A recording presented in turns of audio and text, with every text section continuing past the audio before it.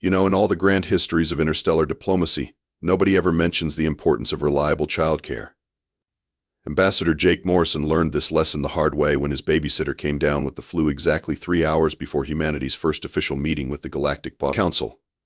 And by learned the hard way, I mean his 8-year-old daughter Emma accidentally became the most feared military strategist in known space. The Galactic Council chambers were exactly what you'd expect from a civilization that takes itself way too seriously. Think marble columns meet spaceship design, with about 40 different alien species arranged in a perfect circle, all trying to look more important than each other. The atmosphere was thick with tension and the kind of diplomatic gravitas that makes everyone speak in unnecessarily formal sentences. Esteemed beings of the Galactic Council, Jake began, nervously adjusting his tie while Emma sat beside him coloring in her Disney princess book. Earth comes before you seeking peaceful integration into the galactic community. General Craxax, a 7-foot-tall reptilian warrior whose species had conquered 12 star systems before breakfast, leaned forward with interest. His red eyes fixed on Emma's crayon work. What tactical documents does the human offspring prepare? Jake glanced down at Emma's masterpiece. She'd drawn what appeared to be Princess Belle fighting a 3-headed dragon, with what looked suspiciously like laser beams shooting from her tiara. Oh, that's just recreational drawing, children's entertainment. Fascinating, Council Prime Vortak rumbled, his tentacles quivering with what Jake hoped was curiosity rather than aggression. Your young are trained in psychological warfare scenarios from an early age. The princess figure represents your warrior class, and the multi-headed beast symbolizes multiple enemy factions, correct? Actually, it's just Beauty and the Beast with some creative liberties, Jake said weakly. Emma looked up from her coloring book, crayon still in hand. Daddy, I'm thirsty. Can I have a juice box? And why does the big lizard man have such scary teeth? The entire chamber fell silent. 40 alien species held their collective breath as General Crax's eyes widened in what appeared to be terror. The small human requests sustenance, he whispered. And she has analyzed my dental structure for combat effectiveness. Juice box, please, Emma repeated, adding politely, and maybe some goldfish crackers if you have them. Council Prime Vortak consulted his datapad frantically. Unknown terminology. Goldfish crackers. Are these the preserved remains of your aquatic enemies? A warning of your species' ruthlessness? They're cheese-flavored snacks shaped like fish, Jake explained, wondering if he should have called in sick too. Biological warfare. Admiral Thorgrim growled from across the chamber. They consume the essence of their defeated foes. Emma, oblivious to the growing panic, turned to a fresh page in her coloring book and began sketching. This time she drew stick figures that looked suspiciously like the aliens around the table, except they were all holding hands and smiling. Above them, she carefully wrote friends in purple crayon. Behold. General Crax pointed a clawed finger at the drawing. The human child demonstrates their assimilation protocols. Notice how she has cataloged each of our species and designated us for absorption into their collective. She misspelled friends, Jake said desperately. Clearly a code, Vortak nodded sagely. Their intelligence runs so deep that even their linguistic errors are intentional misdirection. Emma held up her drawing proudly. Look, Daddy. I drew all the space people so they can be friends and have tea parties together. The word tea parties sent a visible shudder through the alien assembly. Admiral Thorgrim's blue skin went pale. Ceremonial consumption rituals. They're planning to drug us with their earth beverage and perform unknown experiments. It's pretend, Jake protested. The deception runs deeper than we imagined, Crax whispered to his aide. They've trained their young to appear innocent while delivering psychological attacks. Emma, growing bored with the conversation, announced loudly, Daddy, can we go home soon? This place smells like my hamster's cage, and Mr. Button says the purple octopus man looks grumpy. Another silence. This one somehow even more terrifying than the last. Who, Vortak asked carefully, is Mr. Buttons? Her imaginary friend, Jake said, immediately realizing his mistake. Imaginary General Cracks repeated slowly. They possess the ability to create fictional entities that provide tactical advice. Their mental warfare capabilities exceed our projections. And the small human has identified our emotional states through observation, Admiral Thorgrim added. She called me grumpy. How did she know about my recent marital difficulties? Emma started humming the theme song to Paw Patrol while coloring Princess Aurora's dress bright green. To the assembled aliens, it sounded like some sort of war chant in an unknown human dialect. The strategic implications are staggering, Vortak murmured. If their children possess such abilities, what must their adult warriors be capable of? Jake looked around the chamber at 40 alien species, each representing civilizations that had mastered space travel, energy weapons, and interdimensional physics, all staring in fascination and terror at his daughter's crayon drawings. Emma had somehow managed to accidentally declare humanity the most dangerous species in known space by asking for a juice box and coloring outside the lines. Perhaps, he said carefully, we should schedule a follow-up meeting to discuss the complexities of human child rearing practices. Agreed, Vortak said solemnly. We must consult with our strategists before proceeding. The human delegation is more formidable than anticipated. As they gathered their things to leave, Emma handed her drawing to General Cracksex. Here, you can have this one. I drew you with pretty flowers in your hair. The 7-foot killing machine accepted the crayon masterpiece with trembling claws, staring at his stick figure representation adorned with daisies. I shall treasure this intelligence briefing, small human warrior. Emma beamed. You're welcome. Daddy, can we get McDonald's on the way home? And that, ladies and gentlemen, is how humanity's first diplomatic mission ended, with the Galactic Council convinced that Earth had developed the most sophisticated psychological warfare program in galactic peace history. All because a second grader wanted chicken nuggets and had opinions about alien dental hygiene. News travels fast in space, especially when that news involves a species capable of training 8-year-olds to psychologically devastate seasoned military commanders with arts and crafts supplies. Within 48 hours of Emma Morrison's diplomatic debut, every major intelligence agency in the galaxy had shifted their focus to decoding the terrifying mystery of human child soldiers. Captain Zlorg of the Andromedan Strategic Analysis Division was the first to crack what he believed was humanity's secret. After analyzing footage from Earth's surface, he'd identified the primary training facilities, decoded their battle protocols, and prepared a comprehensive report for his superiors. The fact that he'd actually been watching a live stream of Roosevelt Elementary's recess didn't occur to anyone. Observe the tactical complexity, Zlorg explained to his assembled team, pointing at the holographic display showing 20 kids playing tag. The humans employ a sophisticated pursuit protocol they call tag. Notice how the designated hunter must physically contact their target to transfer the hunting responsibility. This teaches rapid role adaptation and territorial control. His aide, Lieutenant Blix, raised a concerned tentacle. Sir, what about this hopscotch formation we've detected at multiple facilities? Zlorg nodded grimly. Advanced asymmetrical warfare training. They've created a navigation course that requires precise foot placement while maintaining balance under pressure. Clearly preparation for boarding actions on unstable spacecraft.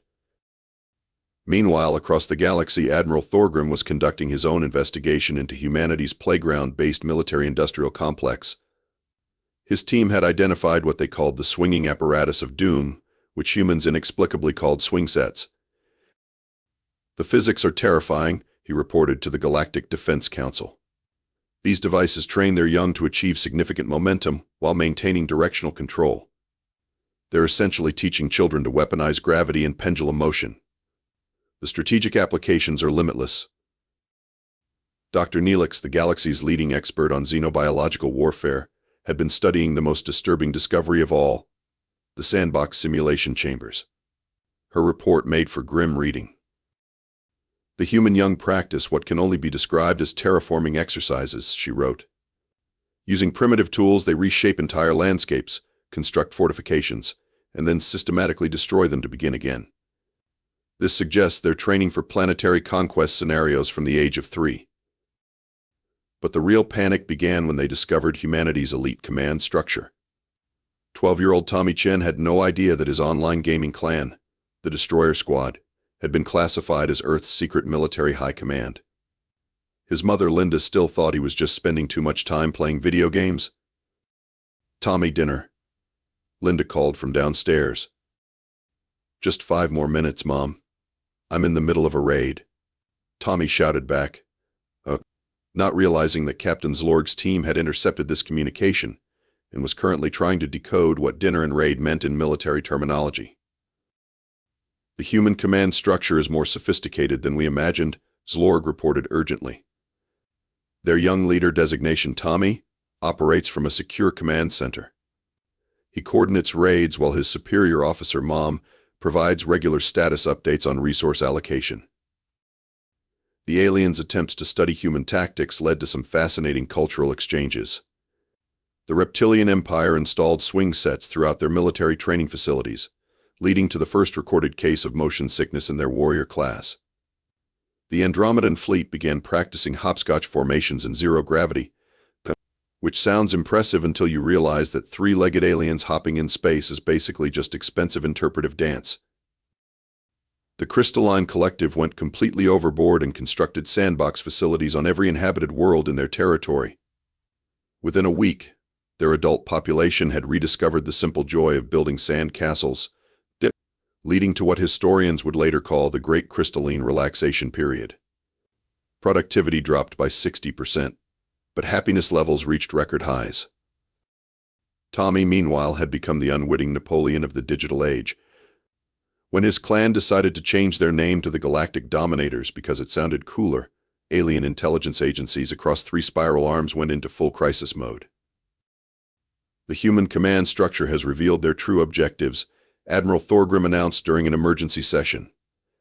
"They're no longer hiding behind coded language. Galactic Dominators requires no translation."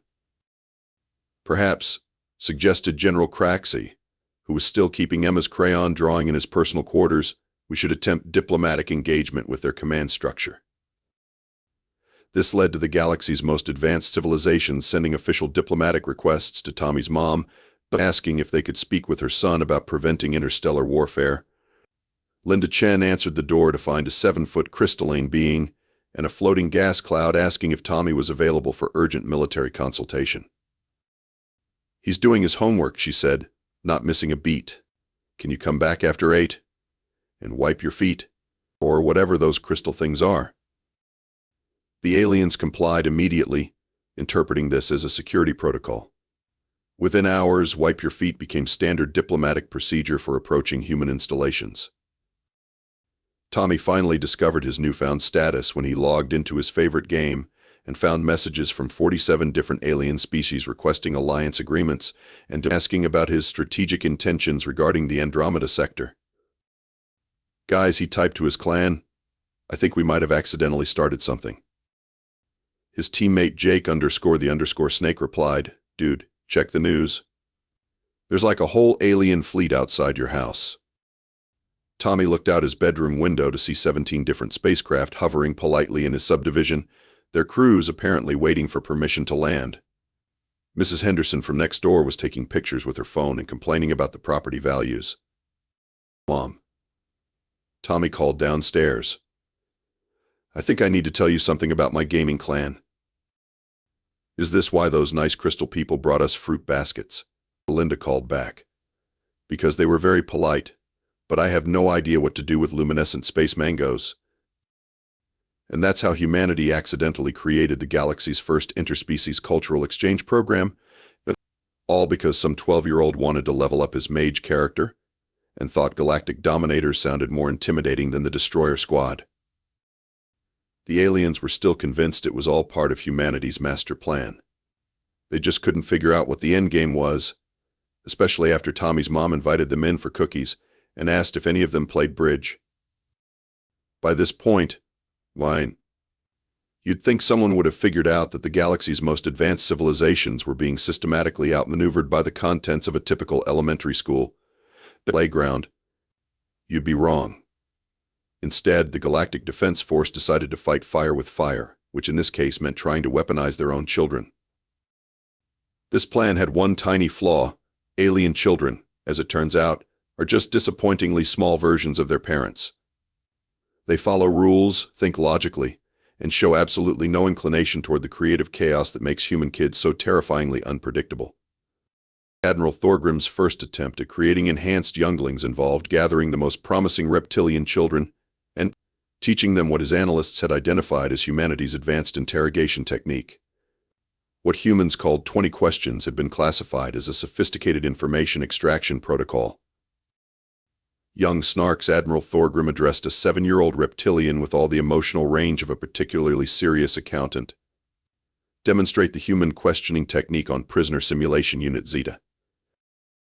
Little Snarks turned to the volunteer adult and asked, with perfect military precision, "Is your identity classification animal-based, mineral-based, or conceptual-based?"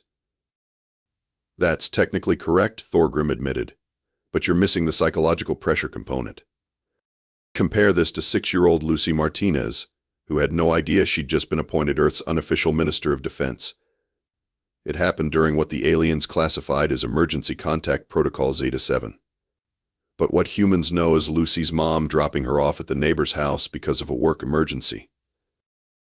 The neighbor happened to be Emma Morrison, who was still trying to figure out how his daughter had accidentally made humanity the most feared species in known space. He was even more confused when Ambassador Clint of the Andromedan Collective showed up at his door, asking for a consultation with the secondary command structure regarding defensive protocols. "I think you want the Pentagon," Jake said. "I'm just a regular diplomat. And this is Lucy. She's 6. Lucy looked up from her coloring book. She'd been drawing what appeared to be a rainbow-colored butterfly sitting on a flower, which Ambassador Clint immediately interpreted as a complex schematic for atmospheric reconnaissance drones. "Greetings, small human strategist," Clint said formally. "We seek clarification on your species' territorial expansion parameters." Lucy considered this with the serious attention that 6-year-olds give to questions from grown-ups, even if those grown-ups happen to be floating gas clouds with translation devices. "Well," she said thoughtfully, "my imaginary friend Mr. Button says that fighting is dumb and everyone should just share toys and be nice to each other." The silence that followed this statement was the kind that usually precedes either enlightenment or apocalypse. Mr. Button's Ambassador Clint repeated slowly, "This is the same tactical advisor mentioned by the primary human child operative?" "Oh, you know Mr. Buttons?" Lucy brightened considerably. "He's really smart. He says that when people are mean to each other, it's usually because they're sad inside. And if you give them a hug and maybe some cookies, they feel better and then everyone can play together." Jake watched in fascination as one of the galaxy's most sophisticated diplomats frantically took notes on a 6-year-old's advice about sharing. "This Mr. Button's entity," Clint continued, "recommends physical comfort gestures and nutritional offerings as conflict resolution protocols?" "Aha." Lucy nodded enthusiastically. "And he says that if someone is being a bully, you should tell a grown-up, but you should also try to understand why they're being mean, because maybe they're just scared or lonely." Ambassador Clint's translation device actually started smoking from overprocessing as it tried to convert elementary playground wisdom into military strategy terminology. "So your recommendation for territorial disputes is emotional support and confectionery distribution?" "Cookies make everything better," Lucy confirmed with absolute certainty. "Mr. Buttons is never wrong about stuff like that." Within 24 hours, Lucy's casual conversation had been classified as protocol buttons and distributed to every major military installation in the galaxy. The Crystalline Collective immediately began retrofitting their warships with what they called emotional support bays and confectionery distribution systems. The Reptilian Empire's attempts to implement protocol buttons led to some awkward moments. When General Krax tried to offer comfort cookies to a captured space pirate, the pirate assumed it was some sort of psychological torture and immediately confessed to 17 different crimes he hadn't actually committed. "I don't understand," Krax reported to his superiors. "The human child assured us that confectionery offerings would resolve conflicts, but the prisoner became more agitated and began listing illegal activities unprompted. Dr. Neelix, still trying to decode the strategic implications of playground equipment, had started studying what she called the imaginary entity phenomenon. Her research into Mr. Buttons had led her down a rabbit hole of human childhood psychology that was making less sense by the day. The humans have apparently developed a form of artificial intelligence that exists purely in conceptual space, she reported. These imaginary friends provide tactical advice without requiring physical manifestation.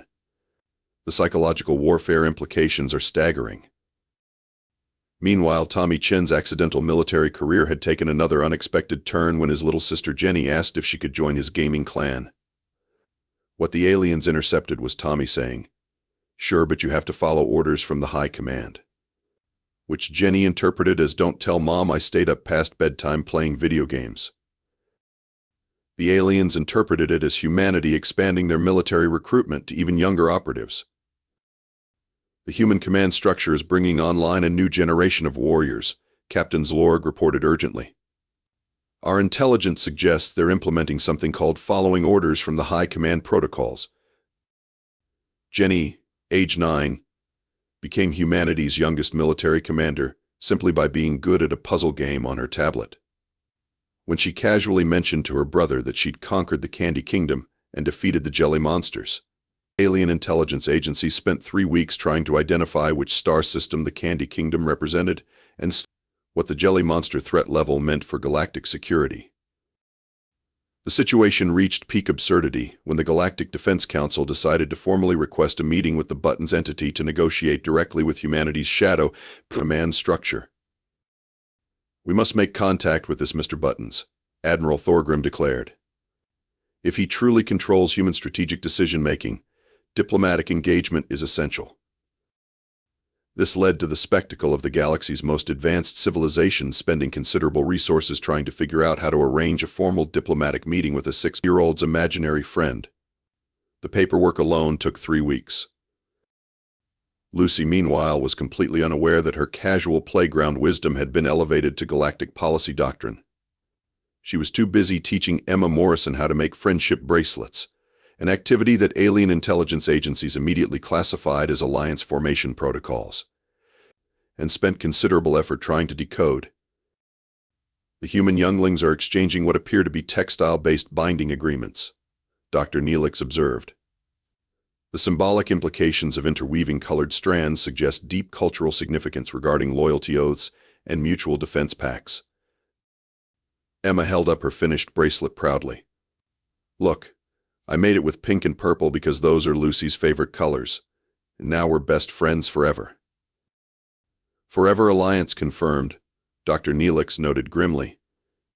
"The humans are binding their command structure through permanent emotional contracts established in childhood. And that's how the galaxy's leading xenobiologists ended up writing serious academic papers about the strategic implications of friendship bracelets, while the galaxy's military commanders tried to implement protocol buttons, and wondered why offering cookies to hostile aliens kept producing such confusing results. The children, meanwhile, just kept being children, still blissfully unaware that their innocent games had convinced an entire galaxy that humanity possessed the most sophisticated psychological warfare program in known space. The breakthrough came when Dr. Neelix finally decided that direct observation was necessary to understand humanity's military training protocols. What happened next would go down in galactic history as either the most brilliant intelligence operation ever conducted or the most expensive way to discover that human children are just really, really good at having fun. The target was Marcus Johnson's 9th birthday party, which alien intelligence had identified as a high-level training simulation based on intercepted communications mentioning battle plans, strategic positioning, and total domination. In reality, Marcus's mom had just been talking about musical chairs, but try explaining that to a civilization that thinks birthday cake is some sort of biochemical warfare agent. Dr. Neelix, Captain Zlorg, and Lieutenant Blick spent 3 weeks preparing for their infiltration mission. They developed human disguises, studied party protocol from intercepted social media posts, and prepared surveillance equipment capable of recording in 17 different spectrums. They were as ready as any alien species could be to witness humanity's most classified military exercises, They were not prepared for the reality of 29-year-olds hopped up on sugar and unleashed in Marcus's backyard. Infiltration successful, Dr. Neelix whispered into her communicator. Hidden behind what she assumed was a defensive fortification but was actually a bouncy castle. Human training facility is more sophisticated than anticipated. She watched in fascination as children ran screaming with joy toward the zero-gravity combat simulation chamber. The fact that it was just a big inflatable house where kids could jump around safely was irrelevant. These human younglings were clearly practicing maneuvers for boarding actions in low-gravity environments. Observe the tactical complexity, Captain Zlorg murmured, watching a particularly intense game of Red Rover. The humans form linear defensive positions, then systematically test the structural integrity of their formation by sending assault units to identify weak points. Sir, Lieutenant Blix whispered urgently, the small humans appear to be requesting permission to breach the enemy line formation. They're shouting, Red Rover, send Marcus right over. Confirmed, Zlorg nodded grimly. They've identified a specific target and are coordinating a directed assault. The psychological impact of calling out their target by name adds an element of personal intimidation. What they witnessed next shattered their understanding of human tactical development. Marcus, the birthday boy himself, was selected for what the aliens classified as the ultimate combat assessment protocol, but which Earthlings know as pin the tail on the donkey. Subject Marcus is being fitted with a sensory deprivation device, Dr. Neelix reported, watching as Marcus's mom tied a blindfold around his eyes. This appears to be an advanced test of spatial awareness and target acquisition under compromised visibility conditions. Marcus was spun around 3 times, handed what the aliens assumed was a precision targeting device, and pointed toward what they interpreted as a strategic target map. In reality, it was a poster of a donkey taped to a tree, but the aliens' analysis equipment had already classified it as a complex navigational chart. The human child is demonstrating extraordinary spatial processing capabilities, Captain Zlorg whispered in awe as Marcus stumbled confidently toward the target. Despite complete visual impairment and deliberate disorientation, he maintains directional awareness. Marcus, guided by 9 years of birthday party experience and the encouraging shouts of his friends, managed to pin the tail directly on the donkey's rear end. The alien observers stood in stunned silence as 20 children erupted in cheers and Marcus was declared the winner. In their minds, they just witnessed a demonstration of human combat capabilities that made their own military training look like amateur hour. Command, Dr. Neelix spoke into her communicator with barely controlled panic. We have a Code 7 situation. The human child successfully completed target acquisition while operating under complete sensory deprivation. Recommend immediate fleet withdrawal from this sector. What are their estimated capabilities? Came the worried response from Admiral Thorgrim. Dr. Neelix looked around at the birthday party chaos. Children were running in circles, screaming with sugar-induced joy, playing games that seemed to have no rules, and somehow managing to have the time of their lives while their parents looked on with the resigned expression of people who knew they'd be finding glitter in their carpet for the next 6 months. Sir, she reported, I believe we've severely underestimated the human threat level. The final straw came during what Marcus's mom had innocently called musical chairs. The aliens watched in horror as 20 children circled 19 chairs while music played, understanding that when the music stopped, they'd have to fight for the limited seating positions. It's survival of the fittest training, Captain Zlorg gasped. They're teaching resource scarcity management under pressure. The music serves as a randomized timing element to prevent predictable patterns. When the music stopped, the aliens expected to see organized tactical positioning and strategic chair acquisition. Instead, they witnessed what could only be described as controlled chaos, children diving for chairs, laughing and shrieking, with the eliminated players cheering on their friends rather than showing any sign of defeat. The psychological conditioning is remarkable, Lieutenant Blix observed. Even when eliminated from the exercise, the young humans continue to support their unit cohesion. They've been trained to maintain morale even in failure scenarios. The final eliminated child, a 7-year-old named Sophie, was actually giggling as she was defeated and immediately joined the other eliminated children in clapping and singing along to the music.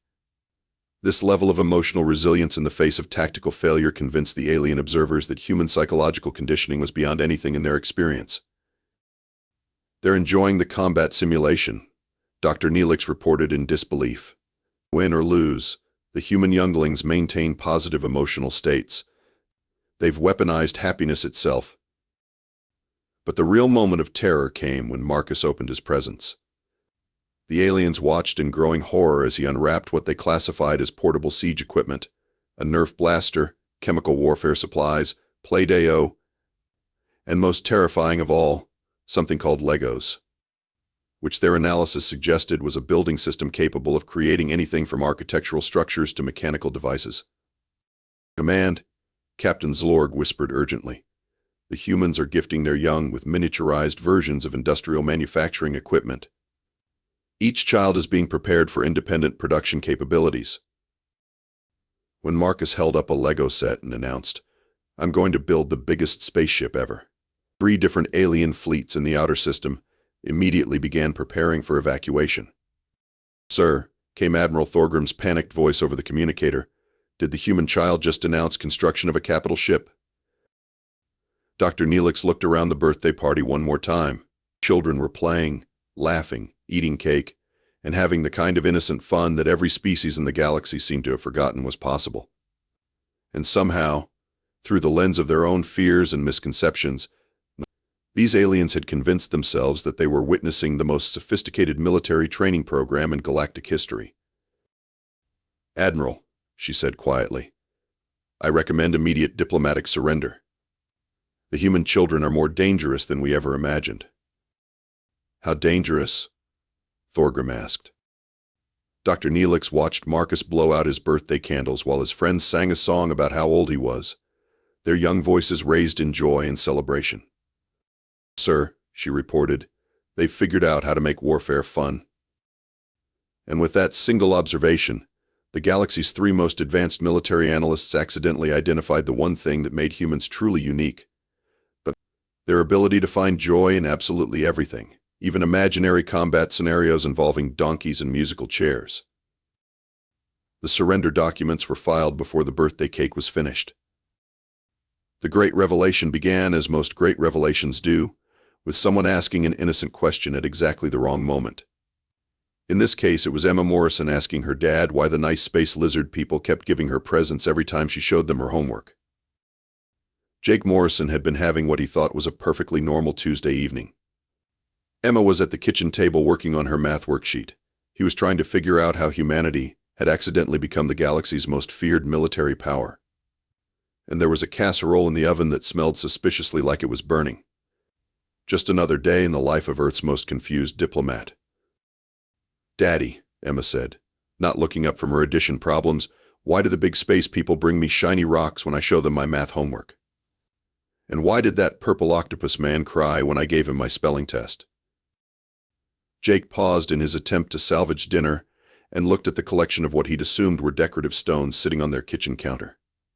Upon closer inspection, he realized they weren't stones at all. They were raw crystalline formations of rare space minerals that probably cost more than his annual salary. "Emma," he said slowly, "exactly how many alien visitors have you been talking to?" "Oh, lots," Emma said cheerfully, erasing a wrong answer. "They come by when you're at work sometimes. Mrs. Peterson from next door introduced me to the tall blue one, and the floating gas cloud one really likes my book reports. They're really nice, but they ask funny questions about my homework." Jake felt a familiar sensation that he'd come to recognize as the universe laughing at his expense. "What kind of questions?" "Like yesterday, the lizard man asked me to explain my tactical approach to numerical problem solving when I showed him how I do subtraction," Emma said matter-of-factly.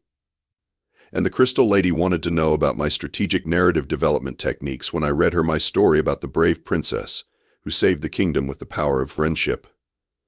"Friendship? Allez." The pieces started falling into place with the terrible clarity of a slow-motion disaster. Jake realized that while he'd been trying to figure out how to manage humanity's reputation as galactic military strategists, his 8-year-old daughter had been accidentally reinforcing that reputation by showing aliens her elementary school homework. Emma, honey, Jake said carefully. When you showed them your homework, did you explain that it was just homework? Well, they kept using big words and asking about protocols and stuff. Emma shrugged. So I just showed them how I do my math problems and read them my stories. They seemed really interested. Though the big blue one got really excited when I explained long division and started taking lots of notes. Jake Morrison, career diplomat and humanity's first interstellar ambassador, sat down at his kitchen table and put his head in his hands. His daughter had been conducting informal educational seminars for alien intelligence agents, and they'd been interpreting elementary school math as advanced strategic planning. Oh God, he muttered. Emma, what exactly did you tell them about long division? Just how you break big numbers into smaller pieces to make them easier to work with, she said. The blue man seemed really interested in that.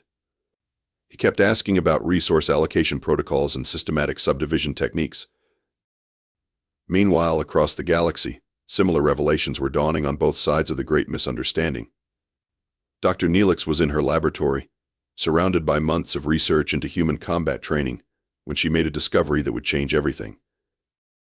She'd been analyzing the biochemical composition of what humans called birthday cake, convinced it was some sort of performance-enhancing combat drug, when she realized something disturbing.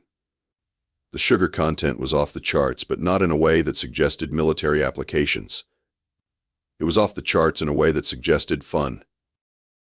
Computer, she said slowly, run a comparative analysis of human birthday party protocols versus known military training exercises. The results were sobering. Every single element that she'd classified as combat training had a 97.3% correlation with what the computer database defined as recreational activities designed for juvenile entertainment and social development. Musical chairs wasn't resource scarcity training. It was a game.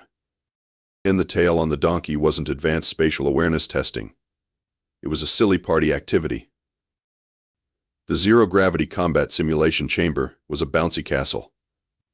A bouncy castle designed for children to jump around in because jumping is fun. Dr. Neelix stared at her research for a long moment, then activated her communicator.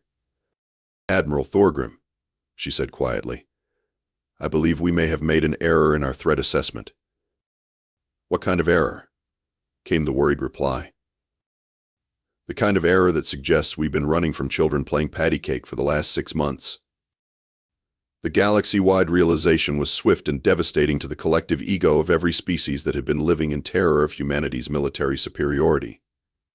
Emergency sessions were called, intelligence reports were reanalyzed, and somewhere in the Andromeda Collective Central Command, Captain Zlorg was staring at 17 different recordings of human children playing hopscotch and slowly realizing that he'd based an entire military doctrine on the assumption that jumping around in numbered squares was advanced tactical training. Back on Earth, Jake Morrison was having a very awkward conversation with Tommy Chen's mother.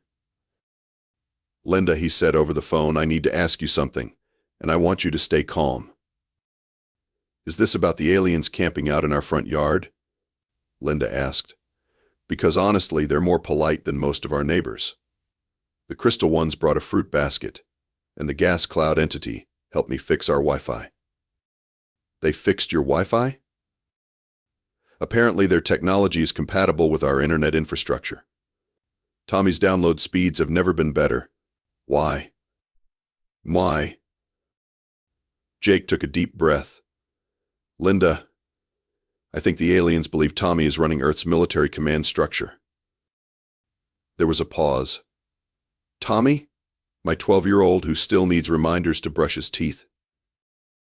The same Tommy whose gaming clan is apparently classified as humanity's strategic high command by 17 different alien civilizations. Oh, Linda said thoughtfully. That explains why they keep asking me about his operational schedules and resource requirements. I just told them he needs snacks every 2 hours and has to be in bed by 9 on school nights. Linda, they think his bedtime is a strategic blackout protocol. Well, Linda said after a moment, it kind of is. Have you seen what happens when that kid doesn't get enough sleep? Pure chaos. Similar conversations were happening all over Earth as parents slowly realized their children had become accidental military advisors to half the galaxy. Mrs. Patterson discovered that her 6-year-old's crayon drawings had been classified as tactical battlefield maps. The Johnson family found out that little Susie's tea parties were being analyzed as diplomatic summit protocols. And somewhere in Kansas, a bewildered farmer learned that his son's 4-H sheep shearing demonstration had somehow convinced an entire alien battle fleet that humans possessed advanced biological manipulation capabilities. The truth was spreading faster than gossip at a PTA meeting, and with significantly more cosmic implications. 3 weeks later, Jake Morrison found himself in the most surreal diplomatic situation of his career, which was saying something considering his career had recently involved explaining to a sentient gas cloud why humans kept goldfish as pets rather than as strategic advisors. He stood in the newly constructed intergalactic explanation pavilion, hastily built in what used to be the parking lot of Emma's elementary school, facing representatives from 47 different alien civilizations who had come to Earth for what could only be described as the galaxy's most embarrassing group therapy session. So Jake began consulting his notes. Let me make sure I understand everyone's concerns correctly.